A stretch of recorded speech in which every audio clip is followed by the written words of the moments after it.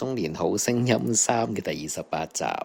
今次係中一中二生嘅助力賽嘅下半場啦。咁原本呢都冇乜特別大期望噶啦，因為呢勁嘅人喺上集出咗啦。咁呢一集呢，就應該只係得翻呢陳子瑩係比較好嘅。劉洋就跟住啦，佢兩個先啦。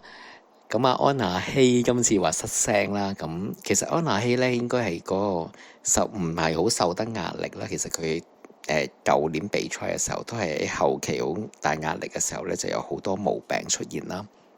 咁今次即係唔知純粹係身體上邊嘅病嘅情況啦，定係還是真係壓力令到佢即係要演出而即係有壓力而令到佢病啦。咁但係佢個低沉嘅聲咧，其實係做和音係好好嘅，咁就俾子瑩係喺啲高音嗰度去發揮啦。咁子瑩亦都發揮得好好，好穩定。咁佢安雅希嘅低音嘅和唱亦都係做得好好。尾評判亦都會知道唔會特別計佢分啦，咁所以呢，其實亦都唔需要特別擔心。咁子瑩有正常嘅表現就 OK 啦。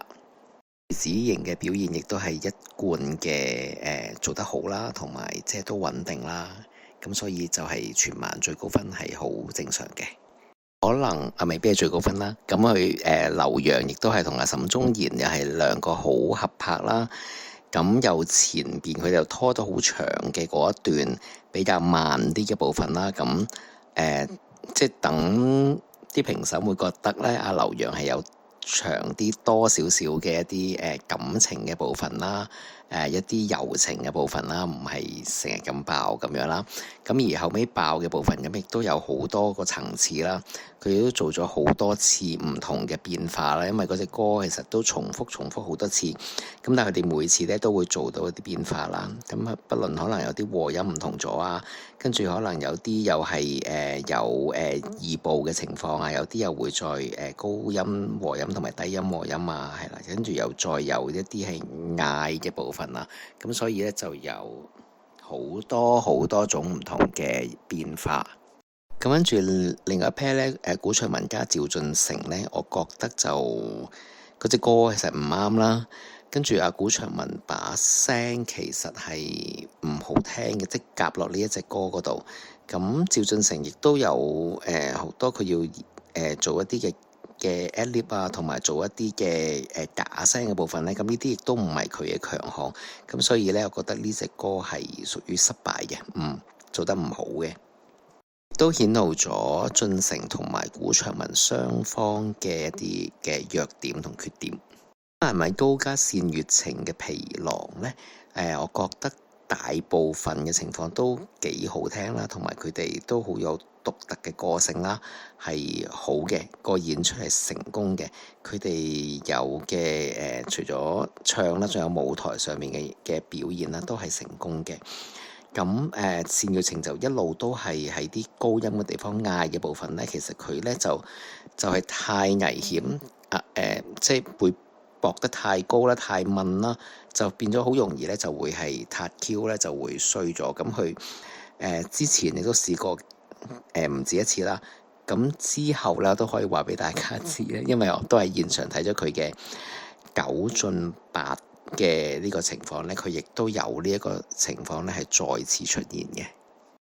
咁不過大家其實都即係其實人到中年都好難，有啲習慣好難改嘅。譬如羅日軒啊、任永健啊、倩月情啊呢啲，其實都係一路都係有啲唱歌上面有啲壞習慣啦。咁始終佢哋都係一路都係甩唔到嘅，係每一次嘅比賽裏邊每一隻歌呢，佢都會重複再出現。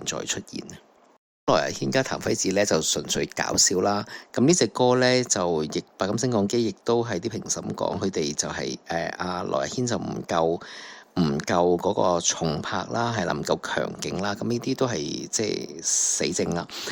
咁即係唱快歌，其實即係嗰個節奏感啦，嗰個拍子感係要好強咧，要食得好準啦。咁就真係做唔到嘅，完全唔係羅日軒嘅一啲嘅嘅強項啦。咁而任永健一陳如飛嗰隻快歌呢，其實整體上呢隻歌係好，即都係好聽嘅成個表現。咁不過呢個主角喺咗陳如飛嗰度咯，就唔係喺任永健度。任永健個 key 實在太低。咁不過佢自己呢，就本身都係沉聲啦，咁所以呢，就其實喺隻歌度就好似發揮唔到咁啊。陳如飛又太大聲，就好似龍庭嘅以往咁樣咯，就係變咗陳如飛好似就係 K.O. 咗啊任永健咁樣。咁陳如飛呢，就我唔知佢係咪刻意去表現自己啦，亦都可能唔係嘅，只不過平時都係咁唱，咁就只不過係佢係做翻自己，又唔 aware 到呢，佢嗰個佢好入咪啦把聲，佢係屬於啱 key 嘅都高音嘅部分呢，就令到任永健嗰個低音呢就好唔出啦，所以就留意唔到佢好似唔係一個主角咁樣。咁又講翻來日天呢，有少少拍住阿譚輝智有少少搞笑啦，咁就即係嗰個搞笑嘅成分呢，就令佢叫做順利過到關啦，叫做過到骨咁樣啦，緊啦咁樣。咁而曹越同黃劍文呢嘅因為愛情呢，我覺得都幾好聽嘅。不過曹越把聲呢，就真係硬淨嘅、硬朗嘅。佢不如選唱阿王菲嘅歌呢。王菲係要好溫軟啦，係好獨特嘅。王菲係溫軟、好溫柔，令到你毛管動得嚟呢，佢又好有力量、好強嘅。佢遞送得好遠嘅，咁所以同埋亦都係好清澈啦、好清晰啦嘅嗰個聲啦。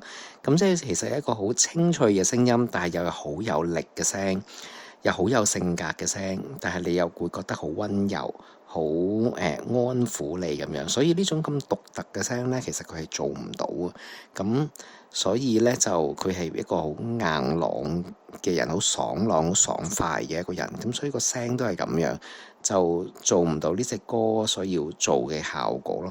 咁周國峰都講咗，其實阿王菲好多時都會係即係將啲聲係擺到好高啦，然後擺咗上頭聲啦，又係 head voice 嚟到唱啦，係啲假聲。但係王菲嘅假聲呢係好有力嘅。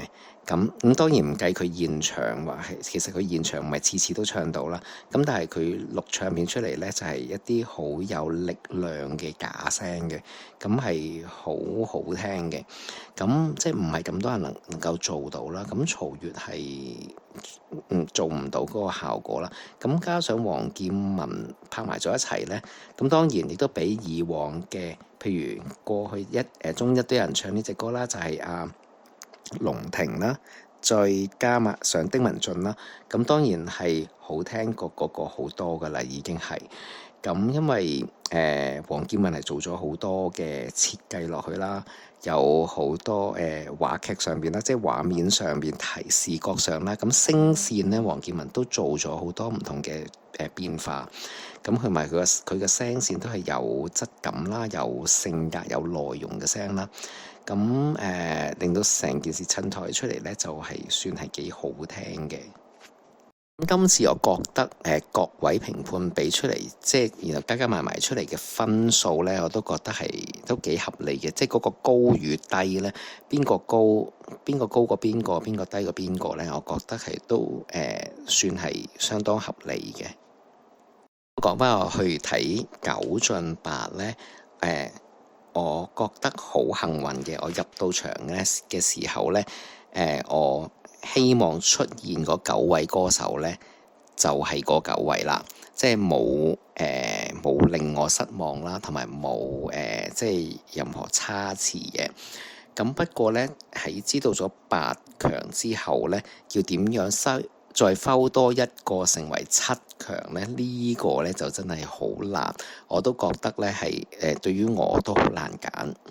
咁不過呢，就睇佢哋 TVB 呢14強嘅嗰個 Mikiki 嘅簽名會嗰個見面會嗰度呢，咁呢就已經排咗2排啦。咁就係第一排嘅有7位啦，咁呢都好大機會呢就係呢7位啦。我自己嘅睇法啦，我都認同嘅。即係如果 TVB 排啲7位排前邊啲7位咧，就係晉級嘅7位咧，我都好認同嘅。咁其實都係爭咗1位嘅啫。咁嗱，譬如我自己嘅由高至低嘅排名咧，就張雨晨啦、黃渤啦，跟住子瑩、劉洋呢啲可能叮當咁樣啦。咁跟住咧就金海啦，然後最後尾咁有3位，我就覺得咧係幾位啦，幾位都係唔錯嘅。咁包括咗咧有Dan James 啦，咁有黃鄭啦咁樣。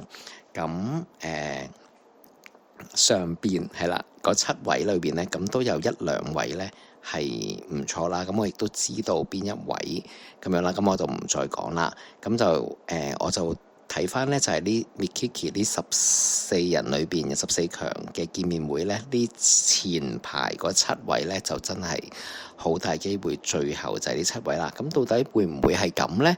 定係咧都仲有啲少少嘅調動呢？咁樣，咁就大家要拭目以待啦。我都希望睇下會唔會有機會，會喺4月13號會去睇錄影啦。咁如果冇呢，就係511啦。511就喺體育園啦，係啦，就會睇現場嘅。咁呢個亦都已經 firm 咗，我會係出席511嘅活動嘅。